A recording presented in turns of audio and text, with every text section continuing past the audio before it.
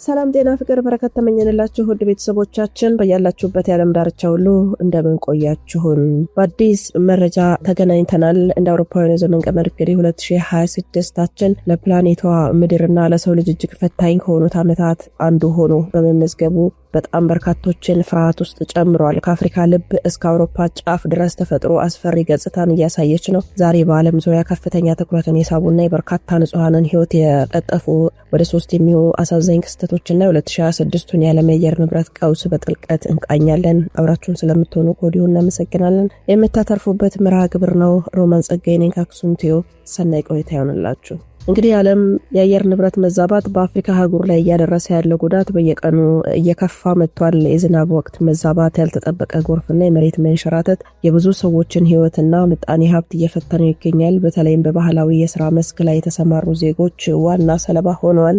መሬት ራሷ ስትንቀሳቀስ፣ መሬት ስትሸሽ ታይቷል። ይሄ በጣም ዘግናኝ ትዕይንት ነበረም። አሁን መዳረሻችንን ወደ ማዕከላዊ አፍሪካ ነው የምናደርገው። ማዕከላዊ አፍሪካ ሪፐብሊክ ላይ በሀገሪቱ ምዕራባዊ ክፍል በሚገኘው ናና ማምበሬ ግዛት አባ በተባለ አካባቢ ከፍተኛ የተፈጥሮና የሰው ሰራሽ አደጋ ተከስቷል። አካባቢው በወርቅ ማዕድናት የበለጸገ ቢሆንም የመሰረተ ልማት እጥረት አደጋውን የከፋ አድርጎታል ማለት ነው። በአባ አካባቢ በሚገኝ ባህላዊ የወርቅ ማዕድን ማውጫ ላይ ድንገተኛ የመደምሰስ አደጋ አጋጥሟል። በጉድጓድ ውስጥ በስራ ላይ የነበሩ በርካታ ወጣቶች በአፈርና በድንጋይ ስር ተቀብረዋል። አደጋ የተከሰተው በጠዋቱ ክፍለ ጊዜ በመሆኑ አብዛኞቹ ማዕድን አውጪዎች ለማምለጥ ጊዜ አላገኙ ማለት ነው። ከ100 በላይ የሚሆኑ ህዝብ በአንድ ጊዜ እንዳለቀ ነው እየተነገረ ያለው። በአደጋው ቢያንስ እንግዲህ ከ100 በላይ የሚሆኑ ማዕድን አውጪዎች ህይወታቸውን ማጣታቸው ተረጋግጧል። በቅስፈት የተደረመሰው አፈር በውስጡ የያዛቸውን ሰዎች በህይወት የማውጣት ተስፋ እጅግ እያጠበበው ነው። አሁንም ቁጥሩ ሊያሻቀብ ይችላል የሟቾች እየተባለ ነው። ከባድ ማሽነሪዎች በሌሉበት በዚህ አካባቢ የአካባቢው ነዋሪዎች በባዶ እጃቸውና በኮሬንቲ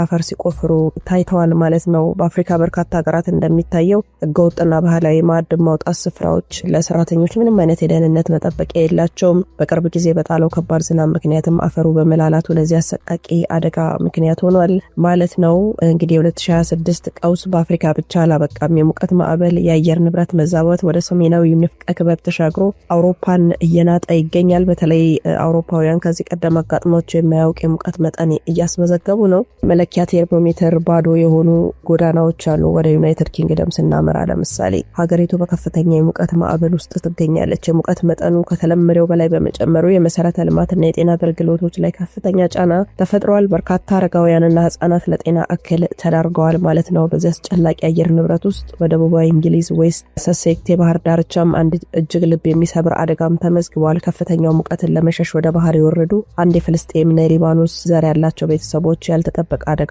ገጥሟቸዋል። አባት፣ እናትና ታዳጊ ሴት ልጃቸው በባህሩ ጠንካራ ማዕበልና ያልተጠበቀ የውሃ ግፊት ተስበው በመስመጣቸው ሙሉ ቤተሰቡ ህይወታቸው አልፏል። አደጋው በተከሰተበት ወቅት የአካባቢው አየር ንብረትና የባህሩ ሁኔታ እጅግ አስቸጋሪ እንደነበረ መረጃዎች ያሳያሉ። በዚህ አደጋ ጥቂት ተስፋ የነበራት የቤተሰቧ ታናሽ ልጅ በህይወት መውጣቷ ነው። ነገር ግን ልጅቷ በጽኑ ታማ በሆስፒታል ሕክምና ላይ የምትገኝ ሲሆን የሕክምና ባለሙያዎች ህይወቷን ቀን ከሌት ለማዳን እየታተሩ ቢሆንም ግን እንደማትተርፍ ነው 95% እየተናገሩ ያሉት ማለት ነው። እንግዲህ ሰዎች በወንዞችና በባህር ዳርቻዎች እየዋኙ ነው። በጣም ብዙ ማስጠንቀቂያ ምልክቶችና የማስጠንቀቂያ ደወሎች በየሀገሩ ሳይረኖች እየጮሁ ነው። የሙቀት መጠኑ በመጨመሩ ምክንያት በዩኬ የሚገኙ በርካታ ሰዎች ወደ ወንዞችና ባህሮች በመሄዳቸው በሀገሪቱ ታሪክ ታይቶ የማይታወቅ የውሃ መስመጥ አደጋዎች ተመዝግበዋል። ባለስልጣናት ህዝቡ ጥንቃቄ እንዲያደርግ ተደጋጋሚ ማስጠንቀቂያ ሳይረን እንዲሁም የሚለጠፉ ምልክቶችን ቢያደርጉም ግን በርካቶች ሙቀቱን መቆጣጠር ስላልቻሉ ወደ ባህር ውስጥ ሲሄዱ እየሰመጡ ነው ማለት ነው። እንዲሁም አሁን ወደ ደቡብ አውሮፓ ወደ ስፔን ስንሻገር ስፔን በአሁኑ ወቅት በአውሮፓ እጅግ አስፈሪ ከሚባሉት የተፈጥሮ አደጋዎች አንዱ የሆነው ሰደድ እሳት ሰለባ ሆናለች። ስፔን በቁሟ ገሃነም ውስጥ እንደገባች የሲኦል ከተማ እንደሆነች ነው እየታየ ያለው በምስሉ ላይ። በስፔን ሰሜናዊና ማዕከላዊ ደግሞ ክፍሎቿ በተለይ ደግሞ በጋሊሺያና በካስቲል ክልሎች እጅግ አደገኛና ገዳይ ሰደድ እሳት ተነስቷል። በጣም ያስፈራል። እሳቱ በአጭር ጊዜ ውስጥ በ10 ሺዎች የሚቆጠሩ ሄክታር የደንና የእርሻ መሬቶችን በልቶ አመድ አድርጓል ማለት ነው። እንዲሁም ደግሞ የአካባቢው የሙቀት መጠን ከ40 ዲግሪ ሴልሺየስ በላይ በመጨመሩ ኃይለኛ ንፋስ ጋር በመቀላቀሉ እሳቱ በቀላሉ እንዲስፋፋ አድርጎታል። ለአያሌ ወራት የዝናብ አለመኖር መሬቱንና አትክልቱን እንደ ድኝ ነው እያቃጠለው የሚገኘው። እሳቱ ወደ መኖሪያ መንደሮች በፍጥነት በመቃረቡ በሺዎች የሚቆጠሩ ነዋሪዎች ከቤታቸው በአስቸኳይ እንዲሰደዱ ተደርጓል። በርካታ የገጠር መንደሮች ሙሉ በሙሉ በጢስና በእሳት ተከበዋል ማለት ነው እና እንግዲህ የስፔን ወታደራዊ የአደጋ ጊዜ ክፍሎችም UME ይሉታል በምህጻረ ቃሉ። እነዚህ በሺዎች የሚቆጠሩ የእሳት አደጋ ተከላካዮች እሳቱን ለማጥፋት አታካች ርብርብ እያደረጉ ነው። በተጨማሪም የአውሮፓ ህብረት ተጨማሪ የውሃ አውሮፕላኖችን ለአጋርነት ብሎ ልኳል። እንግዲህ ይሄ በጣም ከፍተኛ የሆነ ምድራችንን ያስጨነቀ አመት ሆኗል። የካርበን ልቀትና የምድር ሙቀት መጨመር ዓለማችንን አስጨናቂ ሁኔታ ውስጥ አስገብቷታል። ሳይንቲስቶቹ እንደሚሉትም የ2026 አደጋዎች ድንገተኛ እንዳልሆኑ ነው እየተናገሩ ያሉት። የካርበን ልቀት መጨመርና የምድር ሙቀት ግለት ግሎባል ዋርሚንግ የፕላኔቷን የተፈጥሮ ሚዛን በማዛባታቸው እነዚህ አስፈሪ አደጋዎች በተደጋጋሚ እንዲከሰቱ አድርጓል ማለት ነው። ከማዕከላዊ አፍሪካ የማዕድን መደምሰስ እስከ እንግሊዝ የባህር አደጋ እንዲሁም የስፔን ሰደድ እሳት ሁሉም የሚያሳዩት አንድ እውነት አለ።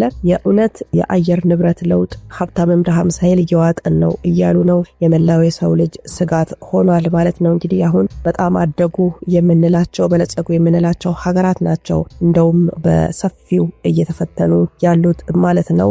ስልጣኔያቸው፣ ሀብት ንብረታቸው ወይ ደግሞ በዓለም ላይ የላቁ የዓለም ክፍሎች በመሆናቸው እንግዲህ ከነዚህ የተፈጥሮ አደጋዎች መትረፍ አልቻሉ ማለት ነው። ግን እለት ከእለት በተለይ ደግሞ የፈረንጆቹ አጋማሽ አመት ጀምሮ በጣም ሰቅጣጭ የሆኑ ነገሮች ናቸው ምድራችን እያስተናገደች ያለችው።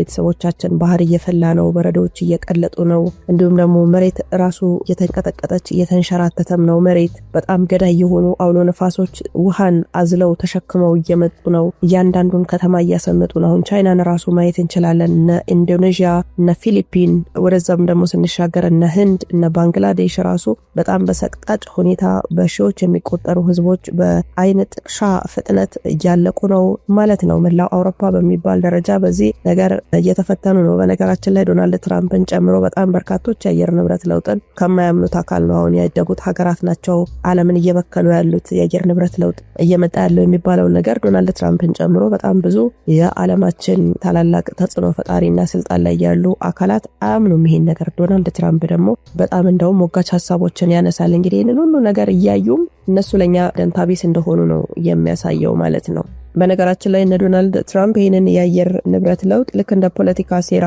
አድርገው ነው የሚያዩት ማለት ነው። ብዙ ጊዜም እሳቸው ሞጋች ሀሳቦችን ያነሳሉ። የአየር ንብረት ለውጥም የፖለቲካ ሴራ ነው ብለው ያፌዛሉ እና ባለፉት 10 ዓመታት ውስጥ ለምሳሌ በምዕራባውያን ሀገራት በተለይ ደግሞ በአሜሪካና በአውሮፓ ላይ እጅግ ከባድ ማህበራዊና ኢኮኖሚያዊ እንዲሁም ፖለቲካዊ ዋጋን ግን አስከፍሏቸዋል። ይኸው እስካሁንም ድረስ መላው አውሮፓን በሚባል ደረጃ አሜሪካን ጨምሮ ዋጋ ከፍለዋል። በተለይ 2026 ላይ አሁን የዶናልድ ትራምፕ የአየር ንብረት ለውጥ የቻይና ሴራ ነው የሚለው አቋም የአውሮፓ የቀኝ ክንፍ ፖለቲከኞች የሳይንስ ግኝቶችን ችላ ማለት በተግባር ያስከተለውን ጥልቀትና ጉዳት በመረጃና ማስረጃ ልናየው እንችላለን። ለምሳሌ የፖሊሲ መዘግየትና የዓለም አቀፍ ስምምነቶች መሸርሸር በአንደኛ ደረጃ ነው የተቀመጠው፣ የፓሪስ ስምምነት መውጣት ማለት ነው። ዶናልድ ትራምፕ በቀደመውን በፕሬዝዳንትነታቸው አሁንም ባሉበት በስልጣናቸው ወቅት አሜሪካን ከፓሪስ የአየር ንብረት ስምምነት ማውጣታቸው ዓለም አቀፍ የታዳሽ ኃይል ሽግግርና የካርበን ልቀት ቅነሳን ለዓመታት ያስተጓጎለ ነው። የፋይናንስ የድጋፍ መቋረጥ በሁለተኛ ደረጃ ይነሳል።